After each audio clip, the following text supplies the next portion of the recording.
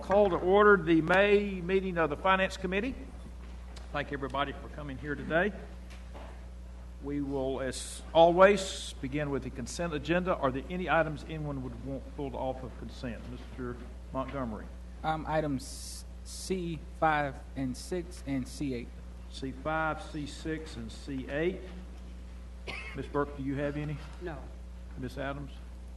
C10. C10. So I have 5, 6, 8, and 10. Ms. Leiter, Mr. McIntosh, any of y'all, Mayor, anybody? Okay, do I have a motion to approve the balance? So moved. Have a motion to second. All in favor say aye. Aye. Opposed likewise, those are approved. We will start with C5. Actually, I had that on my list too. I appreciate you pulling that off. And question is whether mine were tied with 5 and 6, because both of those were rejections of bids. Okay. Mr. Bates, why don't you, let's take 5 and 6 collectively. We'll vote on them individually, but they both have to do with Right. bids. So why don't you just introduce each one briefly? Okay, the first project is rejecting all bids for Fire Station 7 and 9. Yeah. And we did receive bids on that particular project. Remind us which Fire Station 7 is what? Fire Station 7 is in the West Ward. The Arbor Road. Thank you. And what's the northeast one? 9. I'm looking through my notes. It's in the Northeast Ward. Ogburn Avenue. Thank you. I didn't have them identified that way in my document. Okay, that's fine. Just everybody knows what we're talking about. Okay. Yeah.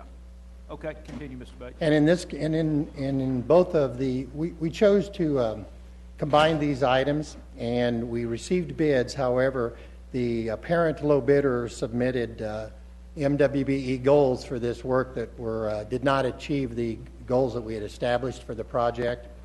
And in addition, as mentioned in my document, that the subsequent bid, the remaining bids were substantially over the budget that we had available. So our recommendation on this project is to reject all bids and rebid the project. Okay. Mr. Montgomery, you wanted it, so why don't you ask any questions or comments you may have at this point? Well, you can go ahead and, he's already talked about C6 too? C6, go ahead and talk about, introduce C6 Okay. as well, too. Those are spray grounds at Reynolda Park Pool and the spray ground at Sedge Garden Park. Both of these projects were bid together. Excuse me. And as you can see in the document, construction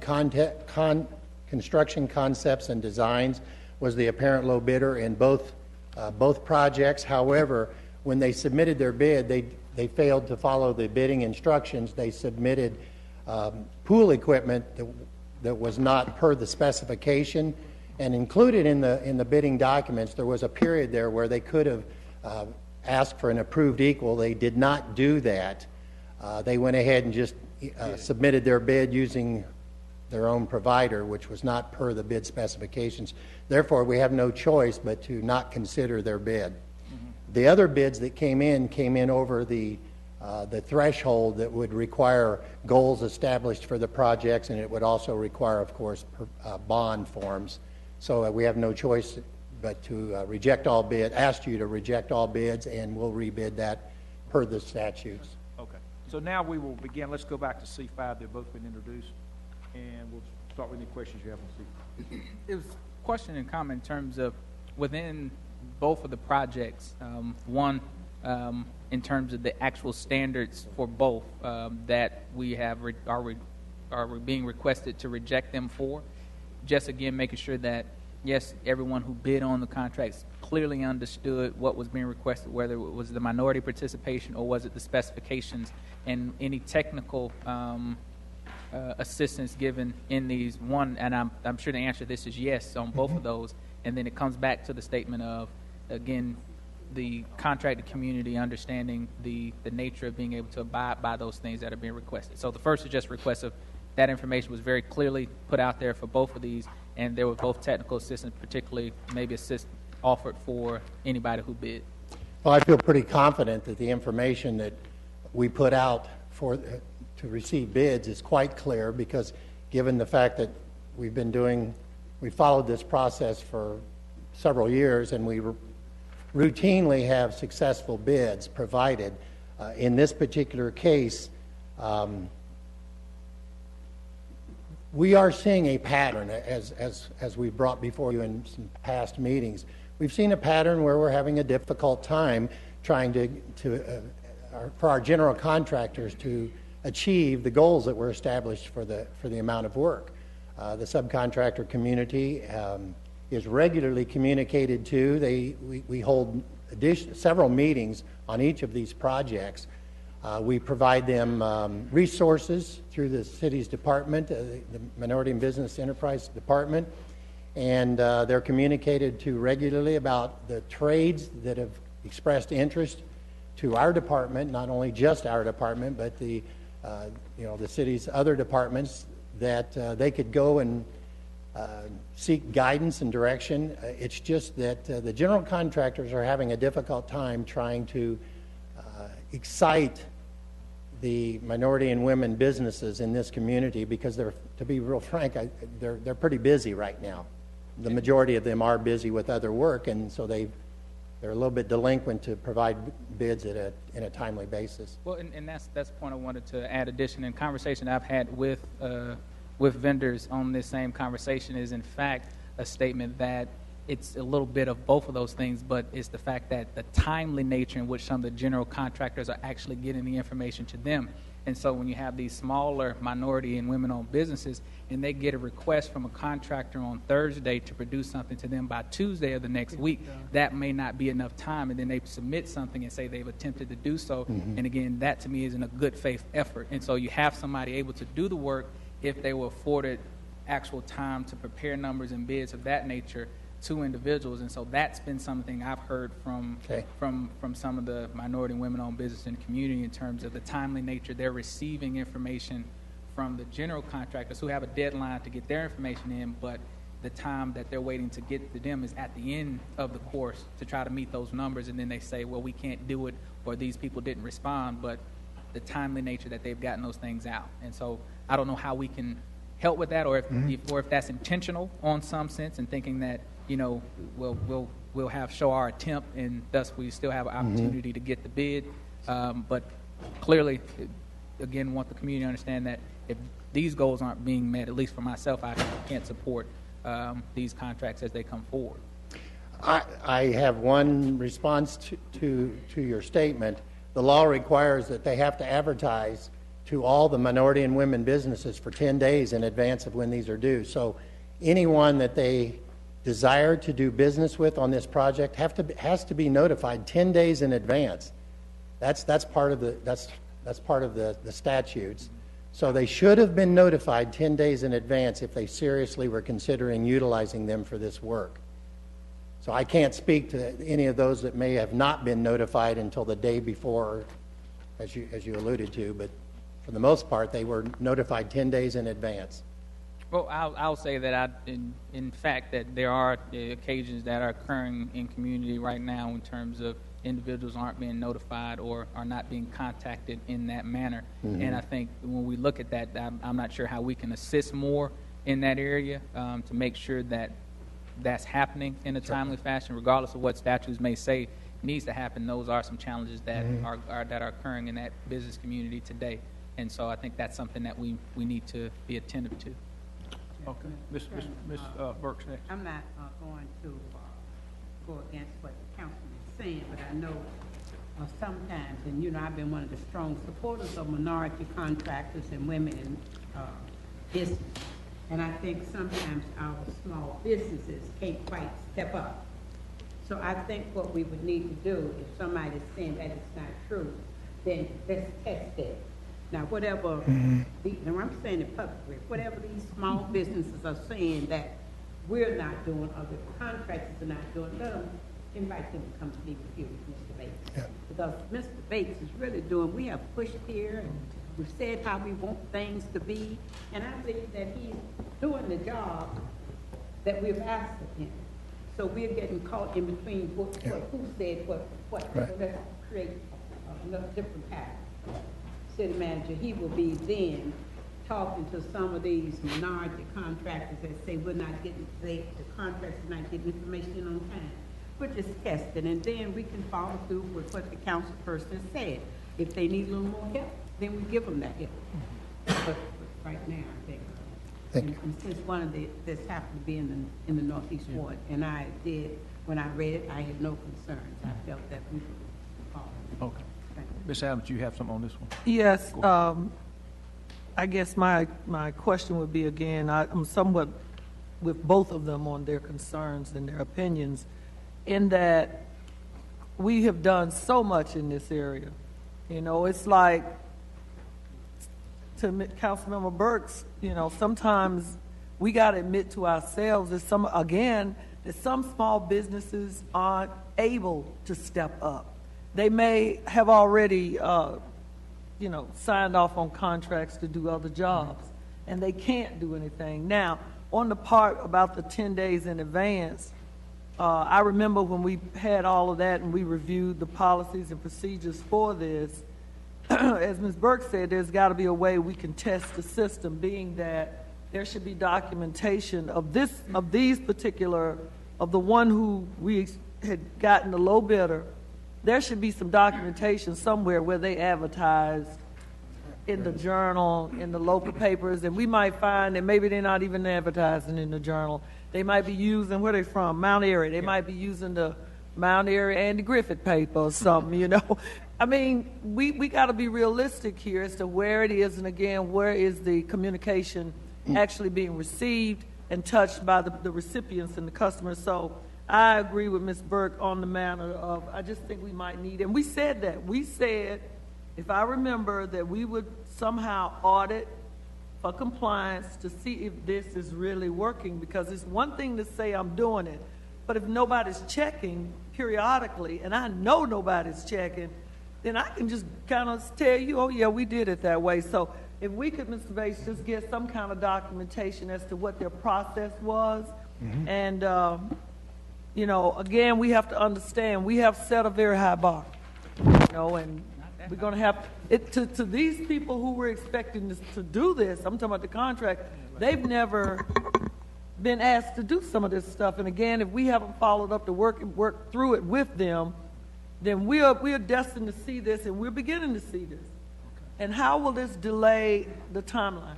That's what you got to think about. How does this delay the timeline of getting these structures built, and us thinking and knowing that winter is coming? Yeah. I have a concern because one of them's in Ms. Burke's ward, the other one's in mine.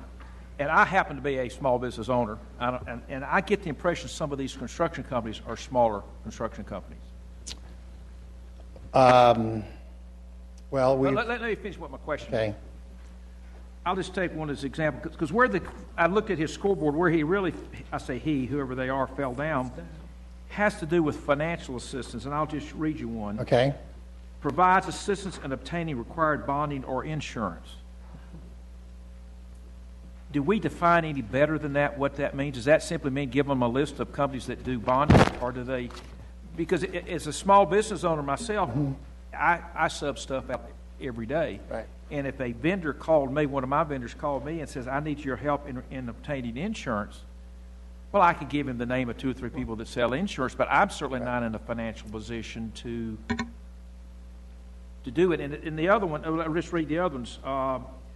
Provide a joint venture or partner with it. Again, that might be something that a little company would have a hard time doing, especially if it requires a lot of legal ones. And the last one is assist minority business in need of equipment, loan, capital, lines of credit, or joint payments agreements. Well, if you want, I could give you the name of the 32 banks that operate in North Carolina that can offer lines of credit, but I don't know if that's going to help them much. So my question to you is, do we specifically define what we mean when we say they provide an assistance in obtaining required bonding or insurance? We have detailed communication with the subcontractors regarding these statements. These statements are essentially taken right out of the state of North Carolina's MWBE program. We, as a city, I do not remember how many years back, but we went in the last 3 or 4 years and had approval from the state to do so, but we altered the scoring system that allowed us to award points for offering this information to as a general contractor for allowing the general contractor to offer it, not only offer it, then we would give points if they could show evidence that they've provided this to some of their other contractors. Most cases, the contractor is not going to offer this information. He'll put it in his advertisement that he'll reference something that may state that I'm willing to consider offering this. Now, we can't give them points for that necessarily. That we give them points for putting it in their advertisement for offering it. But at the end of the day, it is the contractor's right to work with this firm to determine if they feel that they would be a viable. But I'm asking the question, and you can provide it later. When we tell someone they get points for providing assistance in obtaining required bonding or insurance, what does that mean? That means that when they send out their advertisement to the subcontractor community, in their narrative, in their letter that they send out, they put that statement in their letter that we will provide you this information. Well, I want to know what it is. What does providing assistance mean? Does that mean simply giving them a list of insurance companies that provide insurance, or does it mean are we simply saying, well, you have to go buy insurance for these? They can potentially do the work off of their bonds. If they can't get bonding, they'll bond them. Yeah, but the contractor. Okay. But small companies have limits on their bonding. Right. And oftentimes, and this has happened to me, they need me to bond because they don't have, the guy above me doesn't have enough bonding insurance. We recognize the difficulty in this, which is one of the reasons why the city chose to be able to establish points for offering it. And there are evidences where many of these contractors have provided this. But I'm not worried about the big guys. But the smaller guys have limited lines of credit, and basically for those who don't know about bonding, they basically look at your financial wherewithal, and oftentimes we'll look at your line of credit, and your bonding can't be greater than that. I mean, the insurance company wants to be sure they get paid. And I'm just concerned that when I read through this, and this is where they earned the fewest number of points, is can a small company really do this? I believe that they can, because they know the estimated project budget. If they're bidding a project that's got a $3 million construction project, they have bonding capacity to cover all of that and more. Depends on what else they got going. And certainly it depends on what else they have going. I would appreciate you asking the low bidder the question in these areas. We do. Is that what you said? No, I want an answer back. When you call up Mr. Corman, could he provide bonding? Did he have enough capacity to bond it and this, that, and the other? I'm just concerned you may be asking something that a small company can't do, and my real estate expert's right here. Mr. McIntosh, would you like to have something? Yeah, and I would agree with you on that. But my question is a similar vein. So on item J, for instance, this assistance was not offered is the response, but it's still got 4 out of 25 points. So how do the people get awarded points on some of these things that it looks like they made no effort towards? The 4 points came from the city's advisory board, and so I don't attend those meetings. I'm on the city's internal committee, and I can assure you that I didn't attend. Richie, I'm not sure if you know who attended that meeting, but the meeting was held by Ms. Taisha Hinton, and she meets with the Citizens Advisory Board, and it's an average score. So to provide assistance, they had to have had that. They had to have offered it. It had to have been in their advertisement, showing their willingness to offer that assistance. So apparently, I can get you the detail if you're interested in seeing what all the citizens, how they scored that. I don't have that information tonight. Somebody thought they did something, and the others did. I would just like the low bidders' input back on why they were unable to comply with those, and to get their side of the story. We have that. I mean, when I sit in there on the as an employee, I'm on the internal committee. They have to provide us a binder that addresses every one of these letters of the alphabet. And so in most cases, I can tell you, the internal committee probably gave them 0 out of 25. And as Mr. Garrity said, one of the citizens members must have misunderstood something that scored them, and so when they weighed the average of the 6 that were there, it came out at 4. But I can tell you, I saw the document, they didn't even have anything in their advertisement regarding that because that particular company chose not to offer that. But So that's we the see question I'd like to detail. ask them, why didn't they? Because they may not have been able to. I'm also on the internal committee and voted. This was probably the worst documentation I've seen Yeah. in my 25 years of doing MWBE participation. They were contacted on numerous occasions by the MWBE staff and asked for additional documentation, and the response was, you got what you're going to get. Okay. Yeah. All right. Yeah, this was, Okay, we've beaten this horse pretty hard. Thank you. Do we have a motion to, a motion to adopt the resolution rejecting all bids? Second. Any other questions, comments? That on 5 or 6? Just 5. I'm just doing 5 right now. Yes, sir.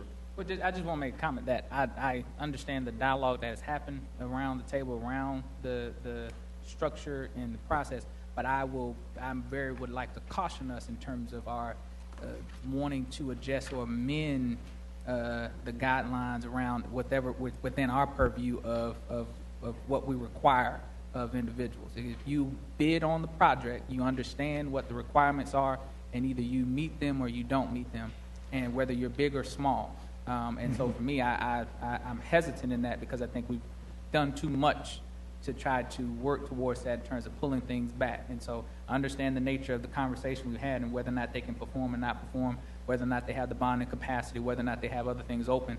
But I think that if you bid on the project, you need to understand the requirements of that, and if you can't, then you shouldn't bid. So, Okay, thank you. And I'm going Yes, to say ma'am. the point he brings is a key point, because if we go back and review some of the minutes, we did allow subcontractors not able to do the job, and then the city had to go out there and pick up the slack to complete some of the jobs. So they need to be able. Yeah.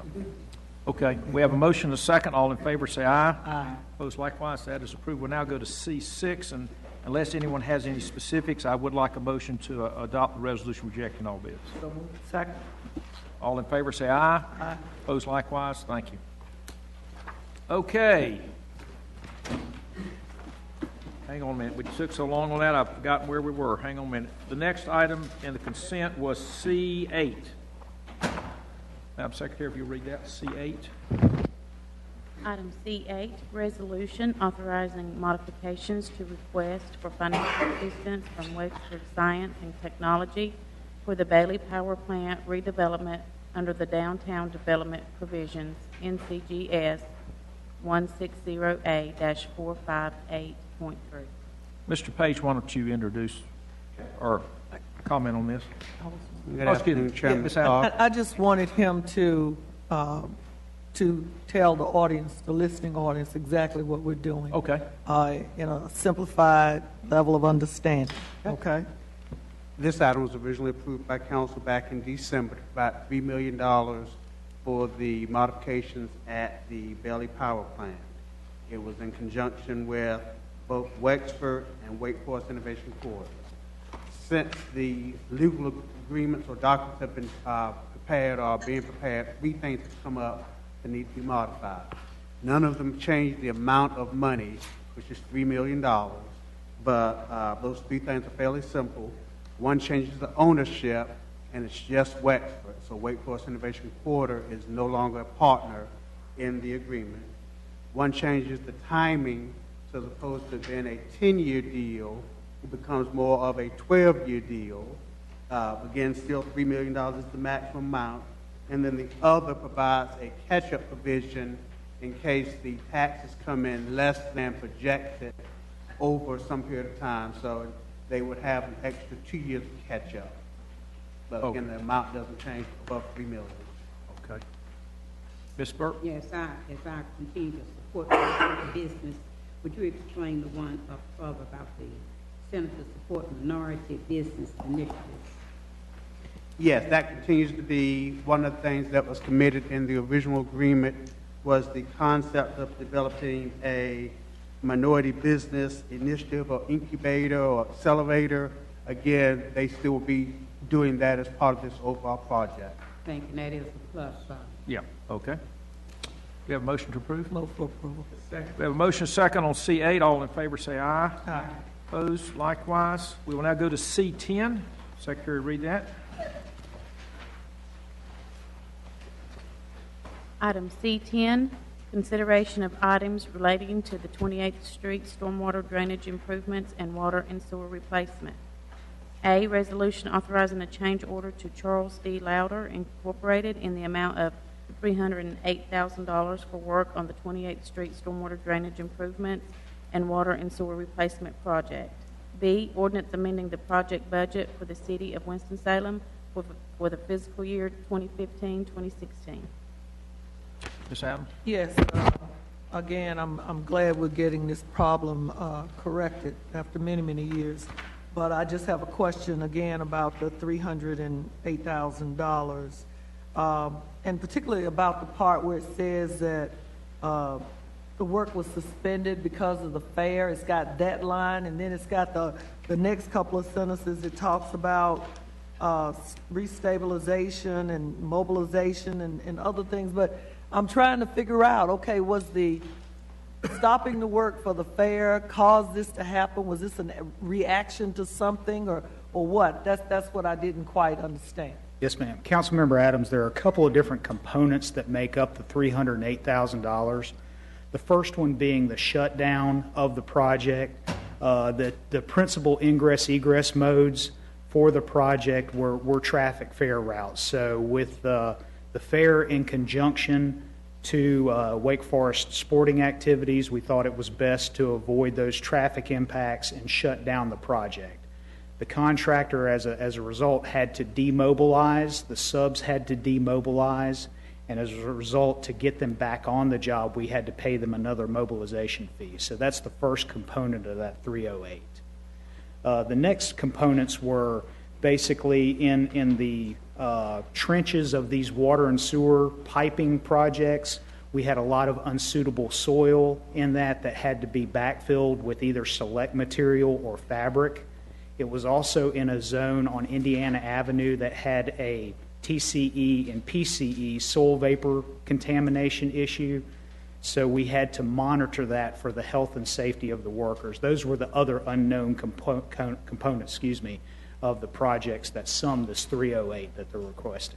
All right, thank you. Yes, sir. Do you have a split of that?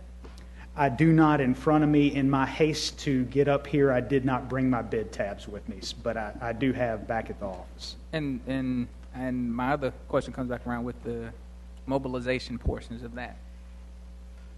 I would ask, why didn't we plan that better on the front end?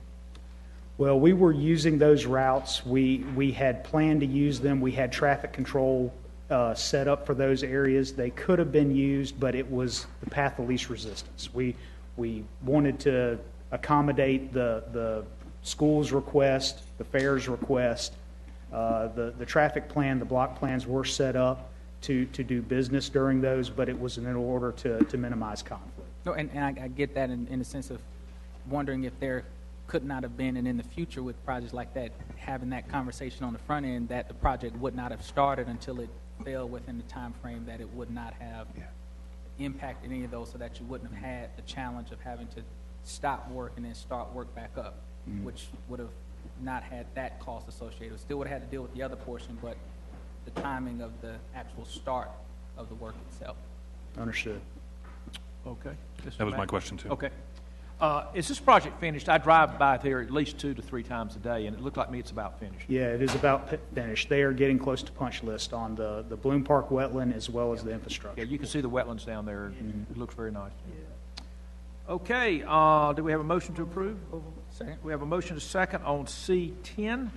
All in favor say aye. Excuse me. Oh, excuse me. Ms. This Burke. is in my ward.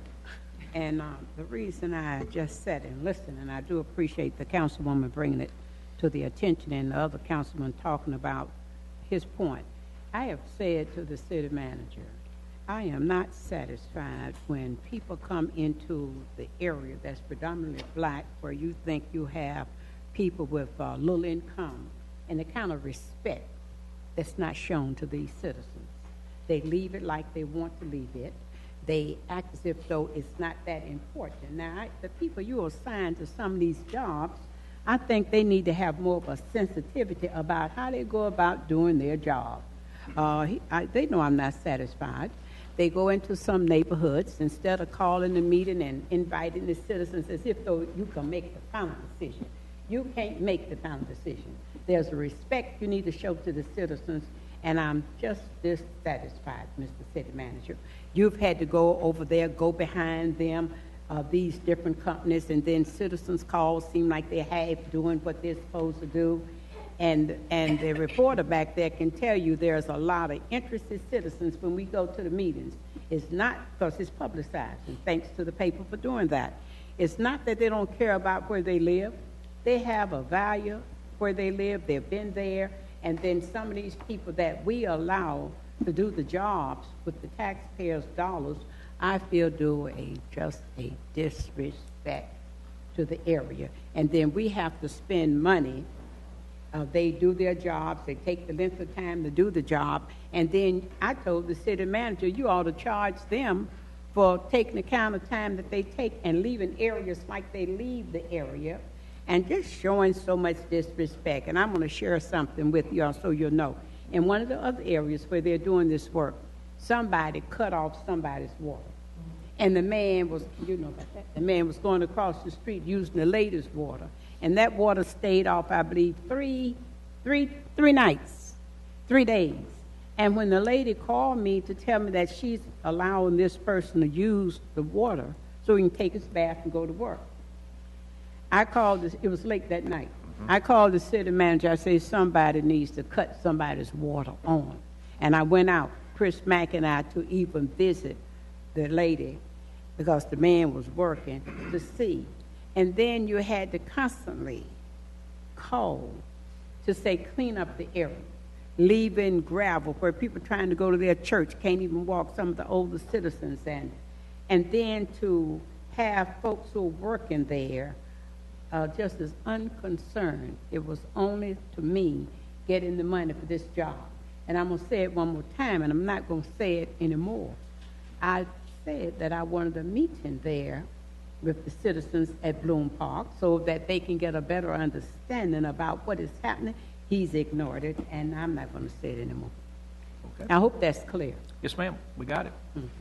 Okay, all in favor of the motion, please say aye. Aye. Opposed likewise.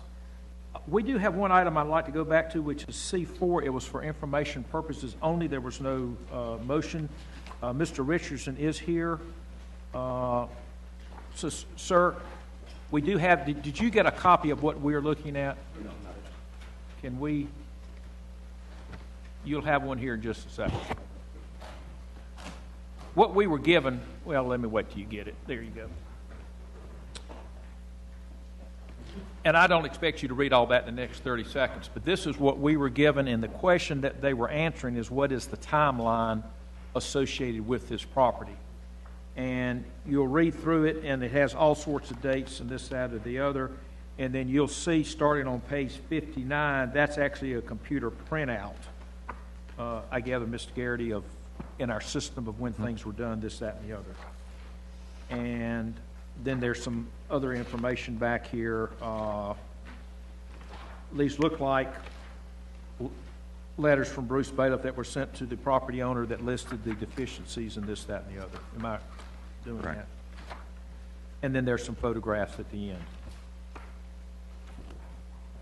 Mr. Richardson, if you would like to review that, I can certainly keep this on the agenda for a month, or if anything you would like to say, but this is what we were given in answer to the question, which is what's going on, which is really was the question that was asked. What's that time frame again you say you can give me? We can just keep this on the agenda for one more month if you want to come back next month, because that's a lot to give you to read. And yes, sir, because I would like to go over it so okay. I can, compare it to my records. Yeah, because there are lots of dates and things in there that you need to really sit down and go. If we'll just keep this in the agenda book for next month. Okay? Yes, sir. Yes, ma'am. Yes, and also know that the Community Development Housing Department, they're available to answer any questions that you have about the report. Okay? Just so we know, Mr. Brooks, Mr. Raleigh, I'm expecting you to assist in any way with Mr. Richardson understanding the timeline and the documentation we have here in this report. Okay? Thank you. Excuse me. The date of June's meeting is June 13th. June 13th, Mr. Richardson. We'll be here same time, same place. All righty. We will now go to the regular portion. We have 6 items under the general agenda. We'll just start with G1. If that'll be read, please. Item G1, resolution approving the fiscal year 2016-2017 operating memorandum between the City of Winston-Salem and the Risk Acceptance Management Corporation. Ms. Saunders, if you would give an introduction to what RAMCO is. Okay. And then what the changes you're proposing that will be included in this year's proposed city manager's budget, I'm assuming. Okay. Mr. Garrity. So if you... Sure. Good afternoon, Chairman Clark, Mayor, and members of the City Council. Before you today is a resolution that's approving the operating memorandum between RAMCO and the city for 2016-17. A little background on RAMCO. In 1988, RAMCO and the city formed a long-term contract. RAMCO was created because insurance got very, very expensive in the 1980s. So the Risk Acceptance Management Corporation was created to pay general and auto liability claims on behalf of the city up to $1 million. RAMCO borrowed $15 million in 1988. It has been paid back over time, and RAMCO has a reserve of about $35 million right now in that, and the debt was paid off. Annually, we bring to you this contract for renewal. So we had an actuarial study done back in 2015 just to evaluate the reserves in RAMCO. And what we found was that RAMCO is financially sound. It's in a strong position to pursue other opportunities for the city. So that's what I'm bringing to you today for your consideration. This operating memorandum contains the following revisions. One is the RAMCO would pay workers' compensation claims on behalf of the city greater than $250,000, which has changed from $500,000, which it pays today. The second thing is RAMCO would pay workers' compensation claims administrative cost, which in the 2017 budget is a little over $400,000. Third, the city would discontinue the payment that it makes separately for workers' compensation fee of $148,045. If you remember, there are 2 fees the city has been paying RAMCO. One's for the basic payment of general and auto liability. One was for workers' comp. I think the basic payment will cover all of these revisions, so we're discontinuing the workers' compensation payment. And the fourth thing would be to pay health care claims over $250,000. As you know, our health care claims, they go up and down over the years, and these high-cost claims, because we're self-insured, sometimes it's very erratic. So if we have RAMCO pay those claims over $250,000, it should stabilize the cost over time and be more of a realistic trend that you would see. Okay. All of those together benefit the city on an annual basis, potentially $1 million. Again, this would help stabilize the city's health care program and workers' compensation program. Okay. I'd be glad to answer any questions. This is really moving if there's a catastrophic workman's comp claim or, right. or somebody gets a heart transplant or something. Right. We'll move those costs out of the operating budget, and RAMCO will pick That's those correct. up.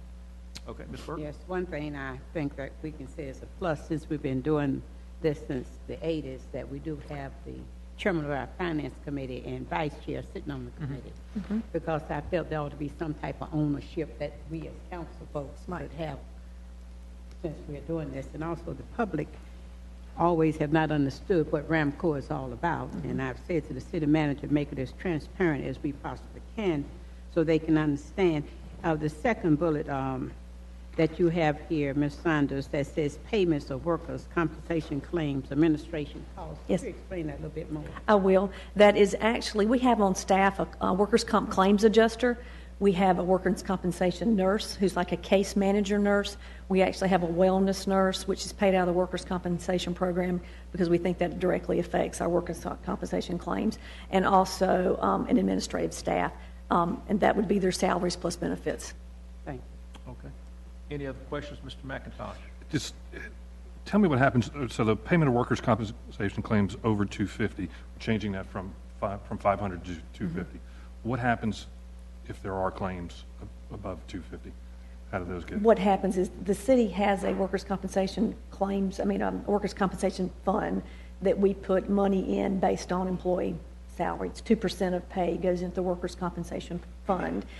If we actually get there's that pot of money.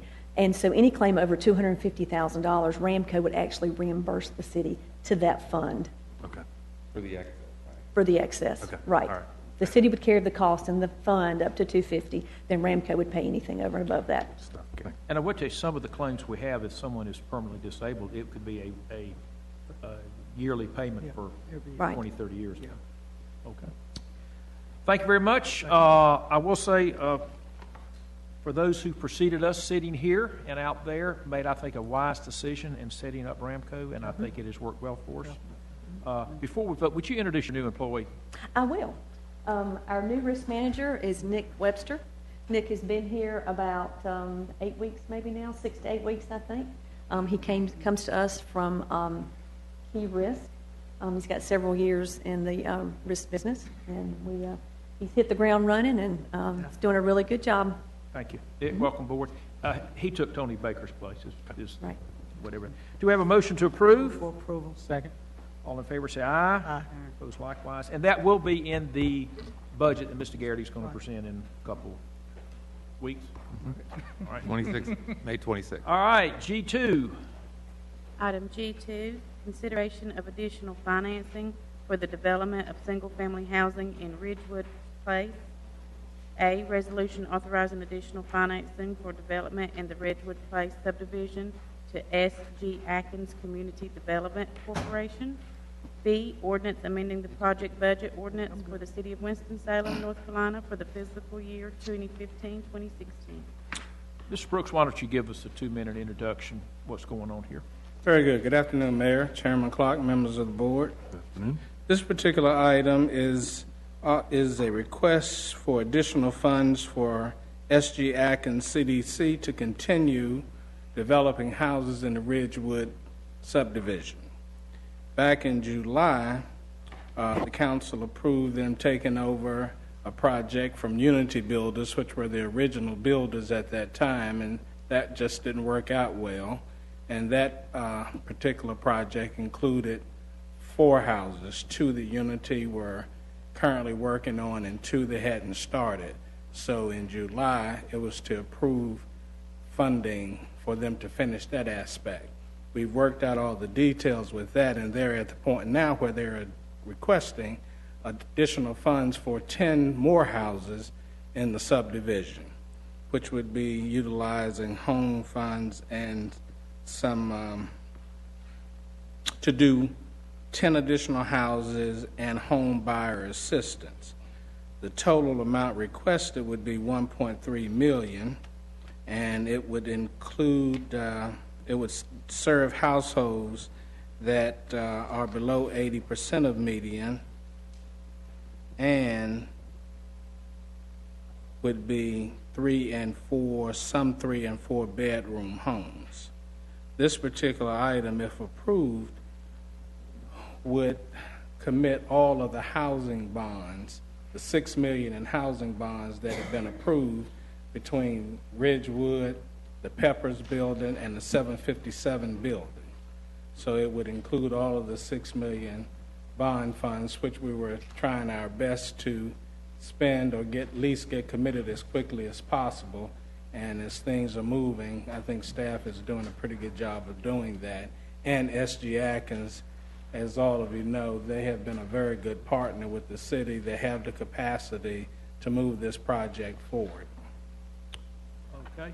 Any questions or comments here? Ms. Adams or Ms. Burke? Oh, yeah, I was going to ask about, looking here about the Pepper building. Mm-hmm. Is that the building I was going to rent me an apartment? Where is that? Mayor. Am I okay to respond to that? Yes. So if it has changed ownership, Pepper building? I spoke with Mr. Code last week on that, and he indicated that he would let us know within the next 10 days as to whether or not he wanted to continue with that project or would be requesting to address council with returning the funds. That's right. So everyone's aware that's kind of Returning the commitment. I'm Yeah, sorry. Right. Yeah. Returning, Yeah. yes, we're returning the commitment. Correct. Okay, Ms. Adams, you're next. Yes, again, a success story. Great partnership and collaboration over the past few years.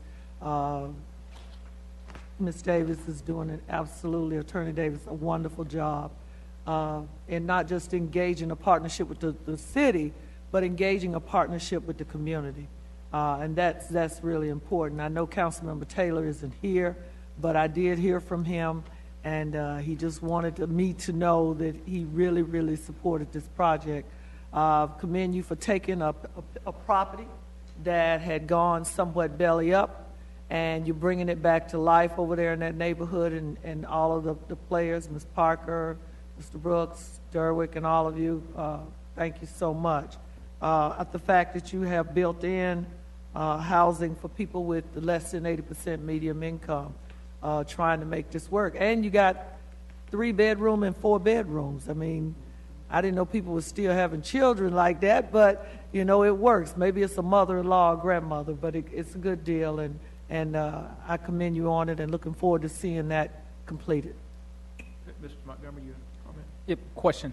In reference to the funds and the two areas of funds, so repayment of home funds in terms of when dollars come back, sale of properties, dollars come back in reference to that, those funds will have to go back in specifically to the same way the home funds have to be expended, which is specific to the income limit, or would those funds be freed because they're paid back? I know in terms of when we had another project, there was HUD said you could use them since they were clean, and now they're not clean, so will these funds ever be, quote-unquote, cleared of those, or if they're repaid? No, home funds come back in, they have to, the recycling of those funds would go under the same regulations. Same regulation. But the other portion in terms of the general, those dollars that are coming from the bond, those will be paid back into the Housing Finance Assistance Fund? As to see fit as council so desires. I would want to make sure that's a part of our action, that those funds are paid back to Housing Finance Assistance. Well, they have to go back to home, to that pocket. Home does. Home does. Yeah. I think he's talking about housing finance and the general obligation bonds. All right. I have a question. We have 5 homes that were originally approved, and then this is 10 more, right? Total of 15, my math, right? Where do we stand on the first 5? Ms. Davis, you might want to come on up. Give your name and address for the record. We saw you sitting there. Good afternoon, Mayor Joines, Chairman Clark, and committee members. I'm Carol Davis, Director of the Simon Green Atkins Community Development Corporation, 1922 South Martin Luther King, Winston-Salem, 27107.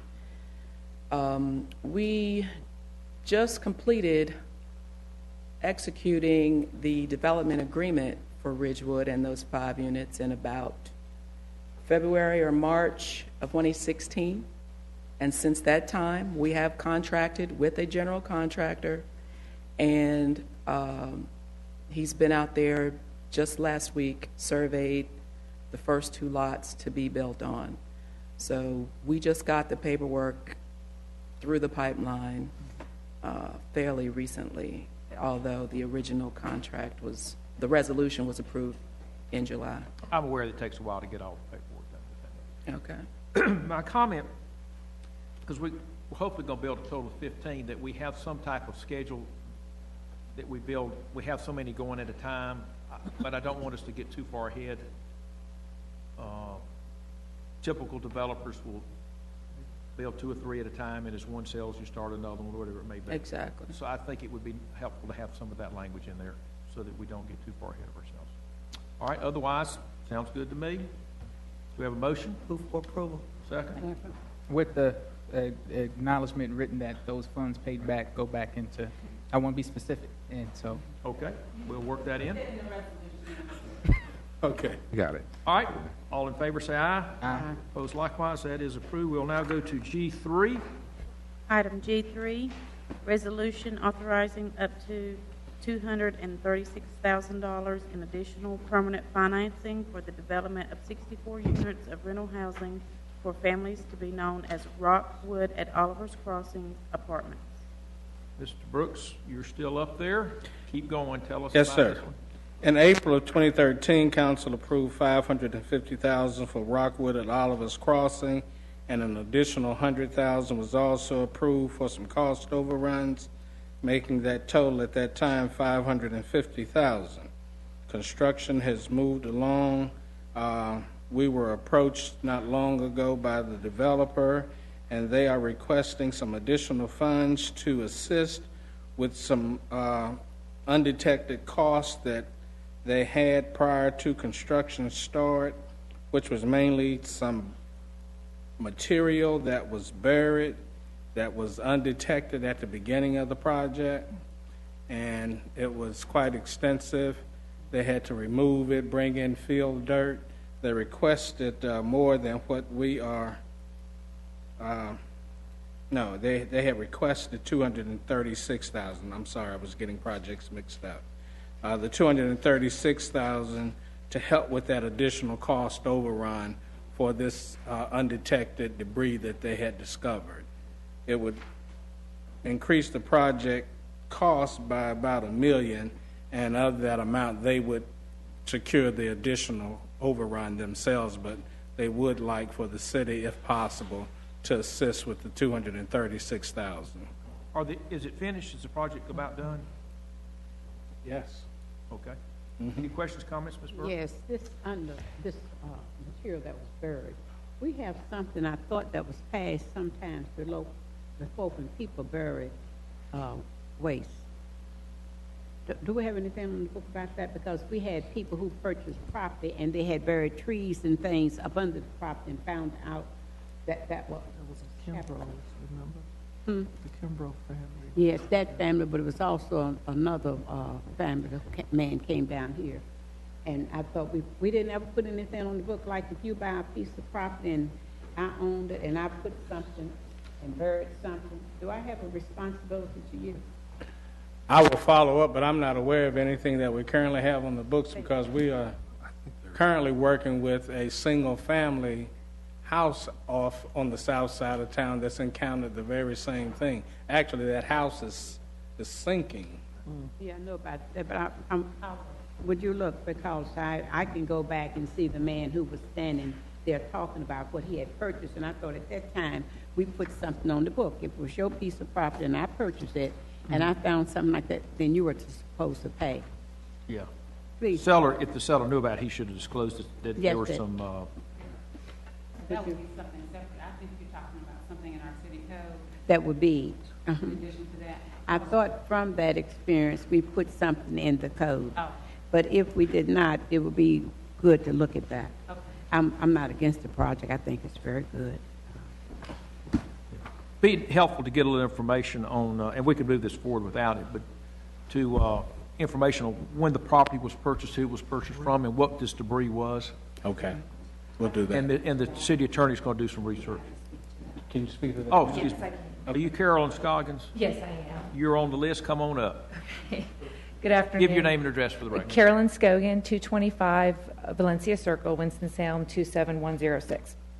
I represent the developer and have been involved in this project from the commencement, and the developer asked me to come and answer any questions today. This was a difficult situation. The seller of the property was an elderly woman.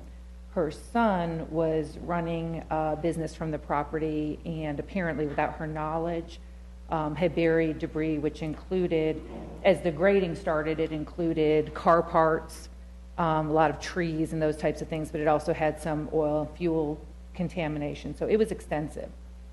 And we actually represented the developer in trying to bring a lawsuit to recover some of the funding from the son. Unfortunately, the way the title to the property ran, it would have been trying to recover the money from the elderly woman who had no knowledge of what her son had done on the property. And at the end of the day, the settlement was for $40,000 that the son contributed to. So, they did seek to recover from the property owner, but in this situation, nobody wanted to recover all the money from the elderly woman who had owned the property and had no knowledge of the malfeasance of the son.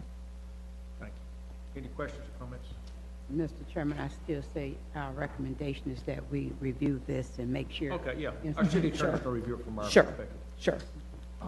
Yes, ma'am, Ms. Adams.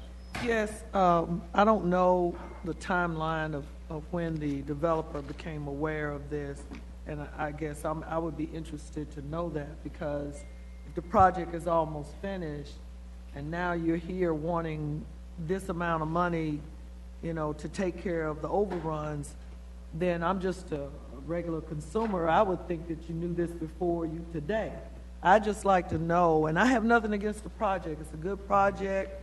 It's affordable housing, but I'm just concerned, I guess, almost like Councilmember Burke.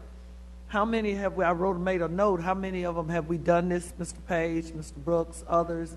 I'd be interested to know, have we done this before for other developers? And are we setting a precedence that people will now start to come and ask us to clean up some property that they bought and they didn't do due diligence, and we kind of dealing with some of that now. But I just like to know, Mr. Chair, the timeline of when was the discovery phase of this? Okay. May I address Yes, ma'am. that as Go well? ahead. This project, actually, because of the home funds, had to have environmental clearance, and actually in this case, because the city was providing the funds, the city ran the full environmental clearance. Nothing came back as unusual, out of the ordinary. As you know, HUD then signs off on that environmental clearance, so there was a lot of due diligence up front. It wasn't until the grading commenced. At that point, the project was already running behind because of the time it takes for the environmental clearance with home funds. And the developer opted to proceed and pay those costs out of pocket so as to get the project placed in service in time because of the tax credits. The project received its final C of O on December 31st of this year. Okay. Mr. Montgomery. I had two questions on it, and part of my question was what Councilmember Adams was asking, and that was in the sense of the 236, in the sense of what bearing does that have on the project? And you just said that the property actually received its last certificate of occupancy here just recently. That is correct. The certificate of occupancy was received at the end of this past year on December 31st. It is fully leased up. The cost overruns are currently being dealt with by the developer. Right, and that's kind of the place where I am on that, Yeah. in the sense of, for me, it would be a different conversation if this was going to jeopardize the project's completion, rather than, as it appears to me, and somebody correct me if I'm wrong, it's just in the sense it would complete a wash so that there's not a loss to the developer in reference to the cost overrun within what we're looking at with this. And also the potential operations of the project, I would just add that. It's going forward, the project operations could be affected by, if they have to take on additional debt, or there will have to be a way to cover all these cost overruns at the end of the day. And I remind you, this is a loan, I believe. I'm sorry? This is a loan. That's correct. The developer's going to take $1 million hit. That's correct, and it's a 20-year loan, 2% interest, cash flow payment. So cash flow from the property is currently set up to repay these funds. And then the other question is just on the timeline of use. And so home funds have been used on this property. And so does that tie indefinitely this property to being required to be affordable at these rates? Is that a definite, or is there a time affixed to that? There are currently 8 home units on the property. This would require, I believe the city has requested an additional home unit, which would be just a deeper targeting unit. That is a 20-year restriction. In addition, there's 30-year restrictions because of the tax credits. So this property is tied for 30 years to all 60% and under for its income qualifications. And there's half of the units are 60% and under, and the other half are 50%. They're a little deeper targeted. And so give me those, you said there are how many units again? 8? 64 units. 64 units. Yes. Half of the units are at 60% and under. Half of the units are at 50% and under. And then there's the home units. And I do not have the home rents in front of me, but there were originally 8 home units, which would be tied for the 20-year city loan. And my understanding is that the city would ask that there would be one additional home unit to go along with the additional funding. And that home, in terms of the entire property where it is it would be at that rate for 30 years, is what you said? The home is at 20 years. Uh-huh. The overall 60% and under and 50% and under, that is tied to the federal tax credits, and that is for a 30-year time period. And what are the rents? I do not have the rents in front of me. I would have to provide you with that information. If you could provide it to Sure. Mr. Brooks. Be happy to. I'm going to recommend we hold this in committee for 1 month, because it sounds like maybe there's still some questions to be answered. And I need to have Yes, Ms. Brooks, go comment. ahead. In some cases, we forgive people. We're carrying them so many years. Is anywhere we'll be forgiving them for anything? Because you were saying it's $1 million hit, and sometimes down the road, as you know, we have forgiven folks. Yeah. And I'd be interested in the environmental study. Yeah. I think we better be careful we don't yell too loud if we did the study. Food for thought. They were. It was the person who did the bearing knew what that person was doing. Yes. Okay. We actually, and we did contact the city at the time.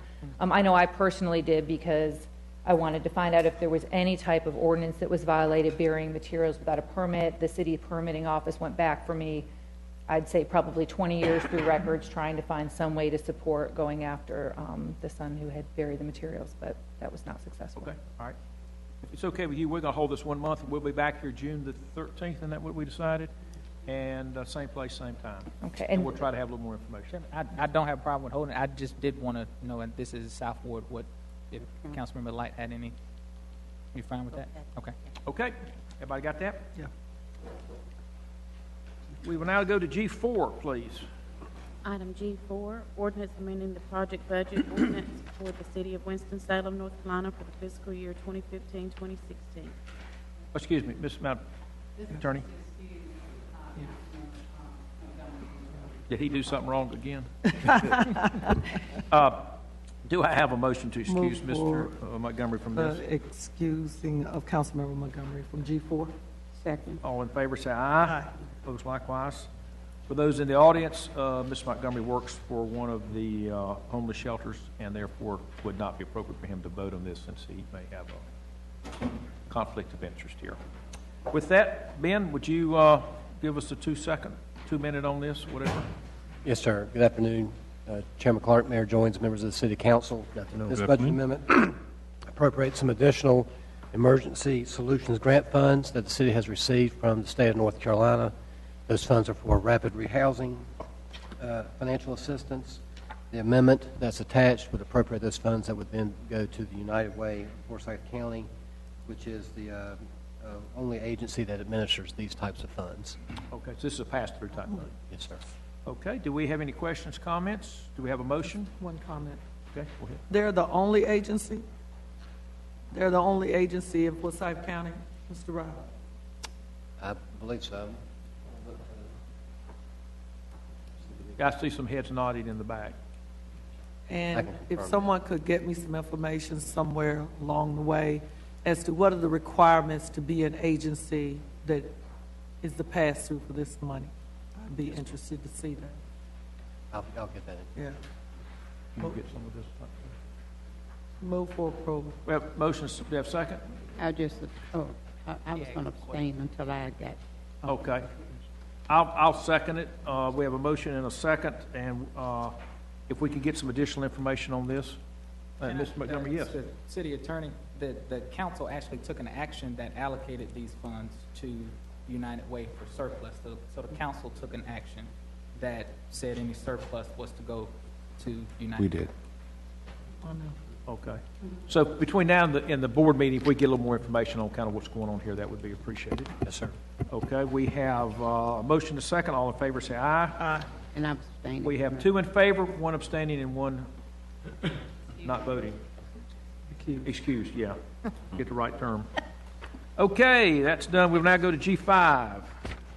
Item G5, resolution authorizing the city manager to enter into an interlocal agreement with the Airport Commission of the Forsyth County for infrastructure and hangar improvements. Mr. Page, would you like to comment on this? Yes, I also to introduce this item.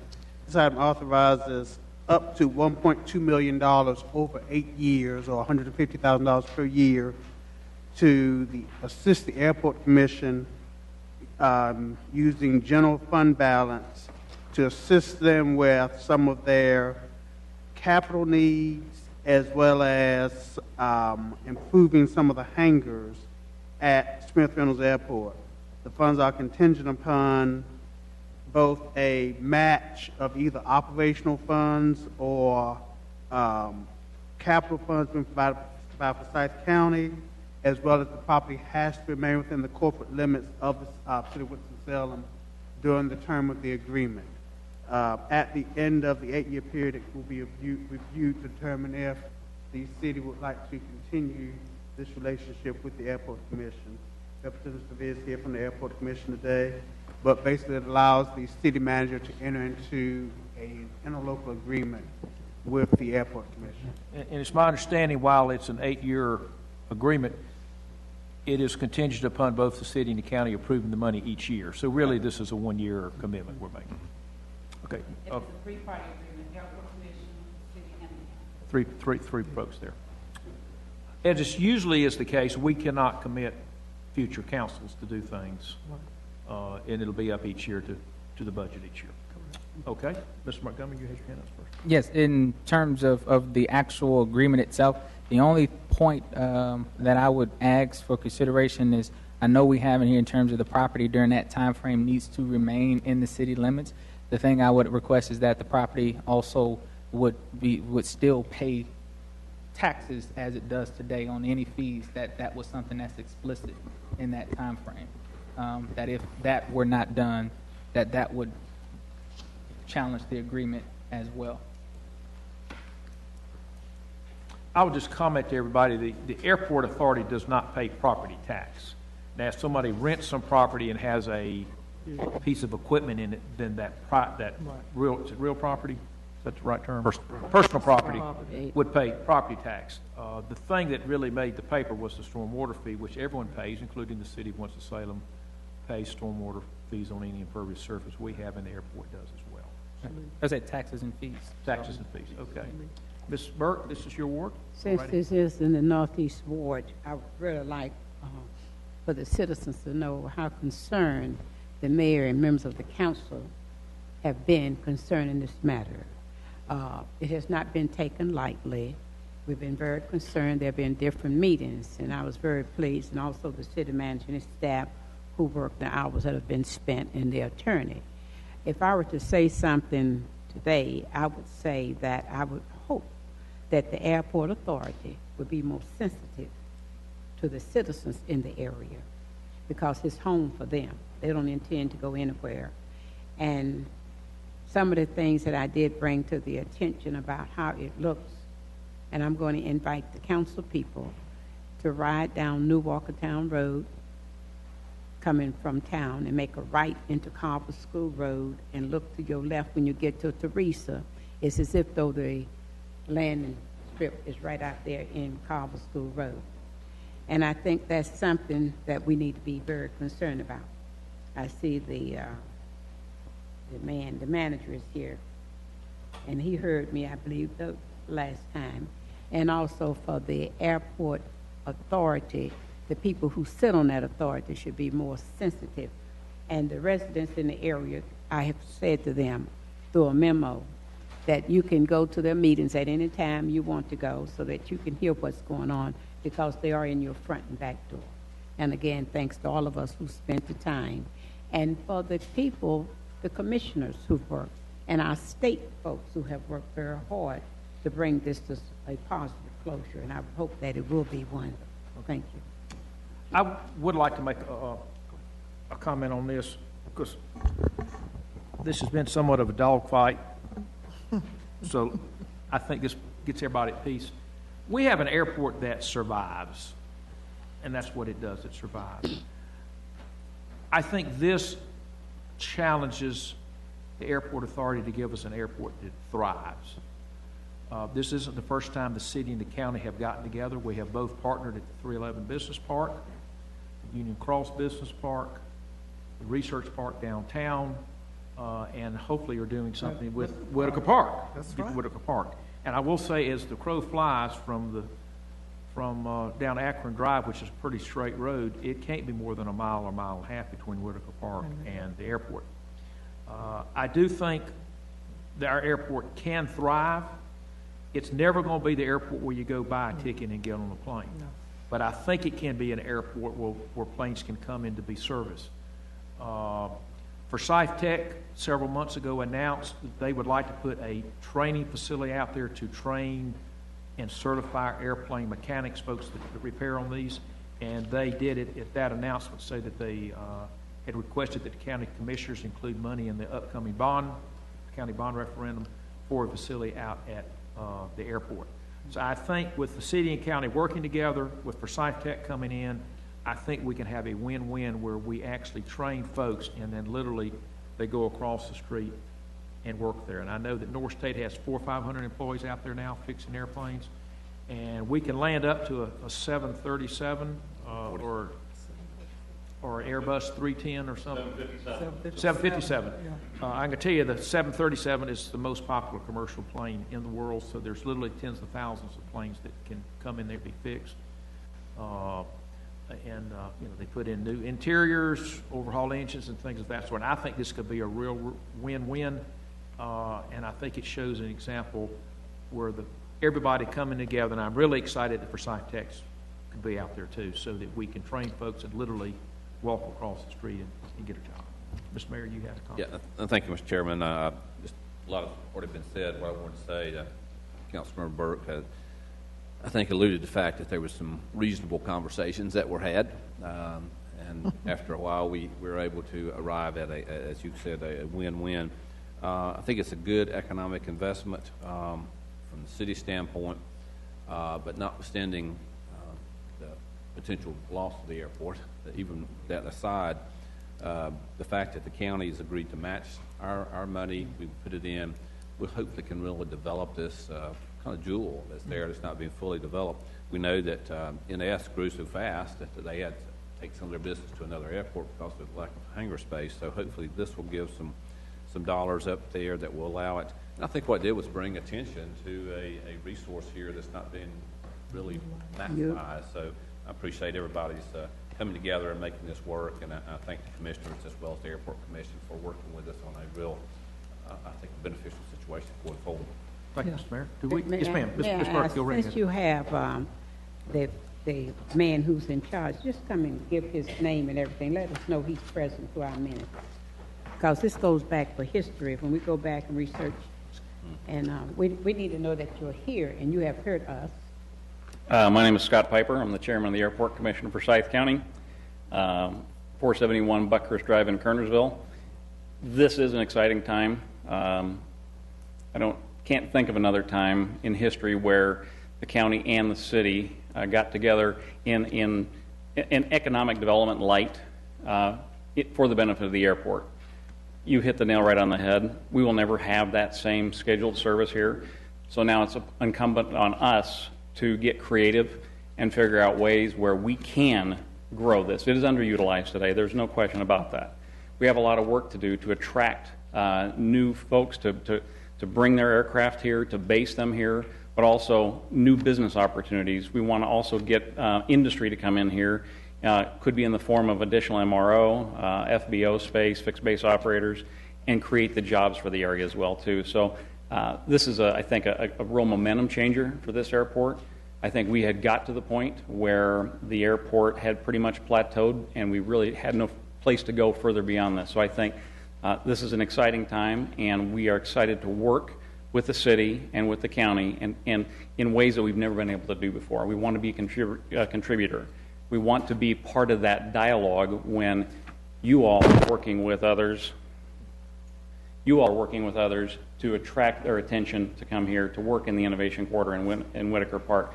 We want to be a part of that asset base that you use to negotiate. So we're very excited. Ms. Burke? Mr. Chairman, I was so pleased that people can sit down and do positive things and be very civil and use our good senses to come to a conclusion.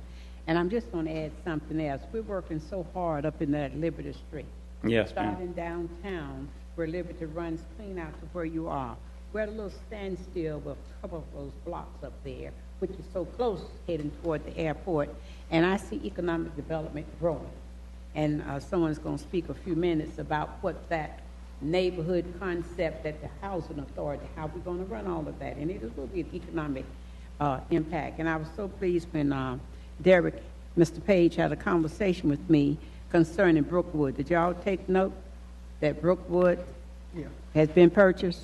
That's right in that same where Sure. we'll be doing business. So again, Mr. Chairman and committee members and mayor, council people, we salute you. And we Thank you want so to much. together. Mr. Montgomery? Yeah. Earlier when I made my comments, I was not going to say anything else beyond what I said, but you used the word dialogue, and so that made me want to say something further. And that is in the fact that where we are now with this agreement and the conversation that we are now, I think that was and should have been the beginning of our dialogues. This is where we should have started in a place, because I think that the reason we're here in this agreement because this makes sense, and you have individuals who can come together to do that. And so I just encourage others that these are the kind of things when you have real dialogue and you want to have real conversation, you have a council that is willing to have that dialogue and willing to have that conversation. And I think that the reason we had any contention before because that didn't happen. And so you have the entire council is here today, and again, this council is committed to how we work together for economic development, and that's why we are where we are today, because we had some genuine dialogue about what made sense, about how we can move things forward when it comes to economic development and job creation in our community. So, Thank you. Thank you. All in favor of the motion say aye. Aye. Opposed likewise. That is approved. We will now go to the last item, which is G6, and there was a handout given, and we've had, Mr. Taylor has come in since then. Do we have one more handout for him? And Mr. Bessie, I'm sorry. And also to kick this off, Chairman Clark. You go right ahead. We've been approached by the Housing Authority regarding the Choice Neighborhood Grants that they're going to be applying for in June. And they've asked several things of the city. So today's just a presentation to sort of introduce you to the concept. Assuming the committee's fine with it, we'll be coming back next month with an actual request for assistance. They're going to be looking for both financial assistance as well as in-kind assistance and lead assistance as part of the city's co-application of the process. So Mr. Woods is here today to sort of talk to you through about the project, and we'll seek direction from you after that. Mr. Woods, if you give your name and address, we know who you are, but just for posterity. Yes, my name is Larry C. Woods. I'm Chief Executive Officer for the Housing Authority of Winston-Salem, 500 West 4th Street, downtown Winston-Salem. Zip code is 27101. I'd like to thank the Mayor, Alan Joins. I'd like to recognize the Chairperson, Mr. Clark, members of the Finance Committee, members of the City Council, and the audience. We have been working very diligently over the last 2.5 years when the city has been a instrumental co-partner along with other nonprofit groups, institutions, in putting together what we call the Cleveland Avenue Transformation Plan. We did apply for and did receive the largest funding from HUD about almost 18 months ago to put together a planning process that has been highly successful. About last month, and back in March, we actually finished the process, and we were invited to Washington, D.C., and we were highlighted for the engagement of the citizens of Winston-Salem. We've also kept the city council person whose district this is in fully informed and involved. We've had community meetings.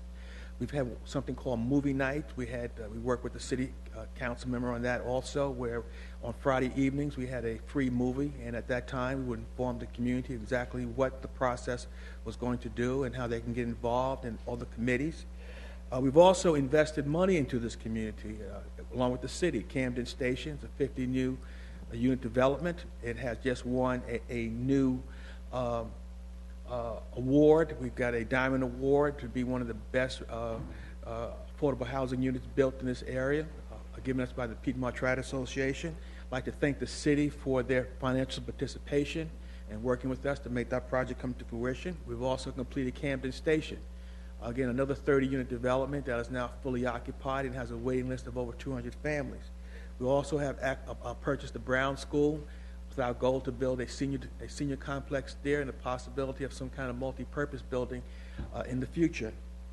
But in this process, it was a multi-year engagement of the citizenry, which resulted in studies and resident surveys, community meetings. We've also hired a third-party group called the Renaissance Group, and we hired the Steel Group to come up with the physical plan, which I'll review next. But we did reach out to the United Way. They were an extreme good partner in this process, and late this afternoon, we did give word that they are going to be a part of this process and serve as one of the lead agencies in coordinating all the people services, which is including education, health, job training, job placement, and coordinating all their United Way umbrella agencies to come and bring an intensive, what they call place-based services to this community as we move forward. And so we are now at the point where we have the possibility of applying for a implementation grant. Can I flip this, please?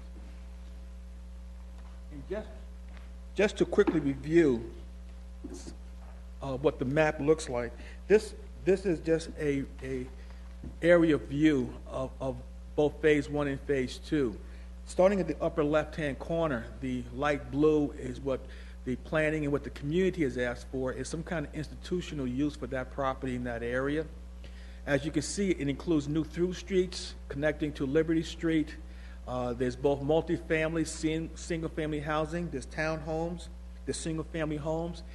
Right in the middle, under OS2, that is actually new green space, which backs right up to the vendors market. We've tried to use the existing city investment there to help enhance this project. We think that's going to be positive, particularly with the new through streets. Will break up the existing Cleveland Avenue property into smaller workable neighborhoods that give a more neighborhood feeling. To the far left, the purple is actually set aside for mixed use, but primarily residential. As Councilmember Burke talked about, the resurgence of economic development is a key portion of this project. To the far right, the yellow is existing units, homeowners and rental units that we would like to both do some new construction, some infill, but also be able to do some rehab of existing units to keep people in place as much as possible, to keep the neighborhood feeling in place, and we think that's going to be a positive piece there. Lastly, over here, as I stated, that we are looking at a $30 million implementation grant. The application is due on June 28th of this year. Part of the application requirement is that we must have city sign on as a co-applicant. And so we have been working with the city, and we're asking that we continue to work through the Finance Committee and the city departments to look at different types of funding mechanisms as well as support for the project. We're also looking to, again, to do some housing rehab and some housing renovation. We're also looking to do some new streetscape improvements, including some parks, some sidewalks, new roads that will connect this part of the city to the rest of the city. Economic development activities to bring in new small businesses, start small incubator businesses, as well as improving the transportation and recreational services. So at this point, we're not asking for any specific funds. We're asking for the city's support to allow us to continue to work with the city's department, the city manager in Derrick Page's office, and Mr. Brooks, to continue to explore different avenues whereby the city can come back and help us apply for this application with the city's support as a co-applicant. Okay. Any questions, comments? Ms. Adams? Mr. Page, Mr. Brooks, could we get something that I can kind of see where we were financially? What did the city do when we did Hope 6 for Kimberly and Happy Hill? Okay? Okay. Ms. Burke? He's going to give it to you. When we did Hope 6, the city did sign up, let them know that the city really supported it. And I remember the mayor and I, we did have to go to Washington to make sure we got part of that money to complete Astor Place, Cleveland, and also get the money for Happy Hill. And they saw us in Washington as a progressive city. Mm-hmm. And when they see you working together, you stand a better chance, and you're on the housing authority Yes, I was chair. There too. So you know some of that. But what I wanted to say, Mr. Chairman, is Mr. Woods was speaking. I failed to tell you all about the Fairview Park, the gathering at the park. We're spending a lot of the tax dollars right now, the bond money, and that's going to be a turnaround change. And all of that is making a difference for that economic impact that we want to make, bringing people back in. But one question I did need to ask concerning, when you talk about Brown School, I was talking to Ms. McCullough today, the historical department, and I asked her, what were we as a city able to hang our hat on about what minorities had given to this city? And when you talk about that Brown, that's a historical area for minorities. You know about that. And I don't know if the councilors had a chance, if anybody done any research to see, just you purchase that school. So you're going to do some things there which will be meaningful, but how you going to preserve the history of black people? We have done some research on that. We have found out that the school itself was on the corner of Woodland and I think 11th Street when it was first built. His first principal was named Brown, and he was an African American, really believed in education and reading. He was also a civic leader. He was also involved in reading the Emancipation Proclamation every year on Juneteenth Day, and they had a special ceremony here at City Hall where there was a festival recognizing the contributions of African Americans here. He was also a minister, and so there was a pouring out in a sense of renaming the school, and they renamed the school the Brown School. So it was named after him. So we have done some research, and we plan to keep the legacy of that history preserved in the property as we move forward with the development. What I said to Ms. McCullough today, I said I take nothing away from Dr. Atkins, the founder of Winston-Salem State, Slater, Winston-Salem State. We talk about one man, but there were a lot of other minorities doing some things in that historical area over there, and we're going to be sending the provost some information, get some history to see if Winston-Salem State will do some of that history about the folks who lived over there. In your area, what we're talking about, when I first came here, those homes that housing authority, because they didn't know any better, tore down houses like you have in Crystal Tower. Beautiful homes, nice columns. They were just beautiful homes. They went through there and tore those houses. So, but there were some minorities who lived in some of those houses besides Mr. Woodson, Brown, that we need to talk about their history. Thank you. Thank you, Ms. Burke. Mr. Montgomery. Yes, one, when it comes to the Planned Housing Authority has been working on here, I do every year I do a list of priorities, and particularly for me, how we support the Housing Authority and the Cleveland Avenue Plan has been on the list of priorities every year that the Housing Authority has had the plan itself. And when we go to Washington, that's something that is on the list we talk about in terms of how we can find additional support. So just in general support of what's taking place in that area, very supportive of the Housing Authority in that. As you would probably expect, as the planning grant came through, it zeroed in on a particular area that did not encapsulate some of the area that I personally represent. But I'm happy for the work that has continued in that area, in particular around Camden Station, the Oak at 10th, and other work that's been taking place within the area itself. And that just kind of leads me to the question around just the Brown School property and some of the other components of the plan that were not a part of the planning grant.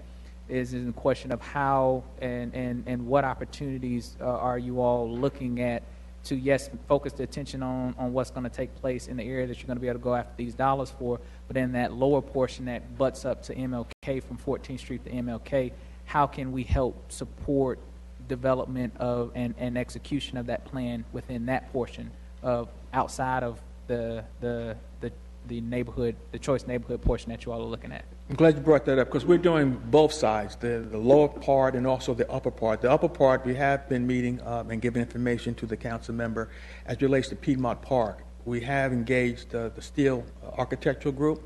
Our goal is to break up that large development into 4 smaller neighborhoods with connecting through streets and give each little neighborhood its own distinct theme and look. There will be some new units coming in there to replace some units that we have to demolish to get the new through streets in there. The same thing with the lower half. We are still trying to negotiate with the owners of a Colony Place. That is the largest parcel still that we would like to try to implement some kind of economic development, mixed use, retail with residential. We really think Carol Davis and the Atkins CDC master plan, we like the idea of MLK being mixed use, and we like to follow that plan, and that would help us also develop the Brown School, and again, with the senior building and hopefully some kind of multi-purpose use for the community. So we are continuing to take a look at that. The last property that we would like to try to redevelop would be Sunrise Towers. We think that would be the final piece there. But we're going as far back as we can, which just puts us very close to the airport. We think a new through street would give an opportunity for employment to come through that area and give the residents a different feel. And one last piece of question that, and I know with the Brown piece focusing primarily on the senior housing component and just assisting with the fact of the intention of trying not to displace individuals who don't want to be displaced but understand the vouchers and others may be a part of development, but being able to see, and I know it's been a conversation in the past, that being able to do senior housing there in advance of some other things happening so that if there were seniors in that community who wanted to remain, that they'd have an option within the neighborhood. Would that still kind of be the thought? Our goal is to have senior only and not to do any type of removal of existing units until we have this new development up. It would not be senior disabled. Which is different. There is a difference because the term disabled does not necessarily mean physically disabled. It could mean someone with a drinking problem. And so when you have someone in their 20s living in a building with seniors, it becomes almost mismanageable. So we want a senior-only building. Right. I'm glad you brought that up, sir. Yeah. Okay, Mr. McIntosh. Just a quick comment. I'm really happy to see that from a planning standpoint and a vision standpoint that we're getting away from just dropping buildings into neighborhoods as warehouses for people, and that we're looking at community development and taking into account people who live there and just minimizing negative impacts, but really looking at this as a holistic community, because I think if we're going to positively impact people's property values in the area, which I think this definitely has the ability to do, then we just need to be sensitive to that fabric and that infrastructure that's there, and I think this does a good job. Well, our goal is not just to build back on the footprint of Cleveland Avenue, but also to make sure that the surrounding neighborhoods are not forgotten. And also, my board has made it quite clear, is that we really need to work close with the city to try to figure out how to get retail back into this community. Because with strong retail, we'll make a very strong community. Well, and I think you probably already know this, but we're struggling. We try to bring in retail to downtown, but we have found that the cycle needs to be residential first. The number retail will follow. Right. And I think if this becomes a place where people really desire to live, then they're going to demand the services come with it. We have a very good feeling that we have a good shot at getting this grant. And again, as you stated, our discussions with different type of retailers, they talked about how many rooftops do you have. Yep. And Yep, so exactly. Once the rooftops come in, then the retailers are willing to follow. Great. Thanks. Okay, that was for information only. We'll be back next month with the proposals. I would appreciate it if you could include it, because our time's up tonight, in that proposal, kind of the timeline, when you apply, when you think you'll hear back, all that type of stuff would be helpful. Will do, sir. Thank you. It's real quick comment. Okay, quick, because he gave me the eye. 603. I just want to know if we can work to, I know we've had some others from HUD come and visit, but if we can work and see if it's possible we can get Secretary Castro down here to look at our property. I know there's been some conversation around that and attempting to do that, but, I don't know what we'd have to do that. We've actually been in contact with the Assistant Secretary. Her name is Lourdes. She was brought in with Castro, and so Kevin and I have been on the phone. We're trying to get them here. We believe that we have a very good shot at getting them here and highlighting what the city's about. I've also talked about the mayor's initiative on ending poverty here, or at least the think tank. They thought that was very different and wanted to have more information. So we think we are, again, on the verge of really turning to the corner and getting some good focus and positive reports. Before you hit the gavel, please. If it was another time, a Mr. Weaver, who married a Miss Haight, was Secretary of HUD. His wife lived here. Okay. Secretary Weaver. He had a lot of ties in this community. All right. Thank you very much. Thank you. Public safety will meet at 6:10, 5 minutes. Yeah, public safety will convene after a 5-minute recess. 5 minutes, okay.